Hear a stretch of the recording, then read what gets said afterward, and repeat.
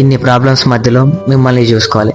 అయినా కూడా అన్నిటితో మిమ్మల్ని కూడా బాధ్యత అనుకొని మిమ్మల్ని కూడా చూసుకుంటుంటారు. కానీ మీరు మధ్యలో హార్ట్ బ్రేక్ చేసి మధ్యలో వెళ్ళిపోతారు. వెళ్ళిపోయినా కూడా బద్దలైన గుండెని బండరాయిలా చేసుకొని అన్నింటిని భరిస్తూ అందరికీ నవ్వుతున్నట్టు కనిపిస్తూ లోపల ఏడుస్తూ గడిపేస్తుంటారు. వాడి మైండ్లో తిరిగి 100 క్వశ్చన్లకు ఒక్క క్వశ్చన్ కూడా ఆన్సర్ ఉండదు. ఎందుకు ఎందుకు ఎందుకు అదే ఆలోచన ఉంటుంది.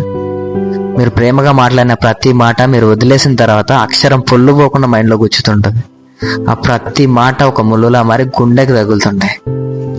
అంత పెయిన్ ఉంటుంది. ఆ పెయిన్లోనే దేవదాసులు తయారయ్యేది, అలా తయారయ్యేది అబ్బాయిలంతా. మీరు వదిలేసినందుకు కాదు, మీతో కలిసినప్పుడు జ్ఞాపకాలు గుర్తుకొచ్చినప్పుడు ఆ బాధ తట్టుకోలేక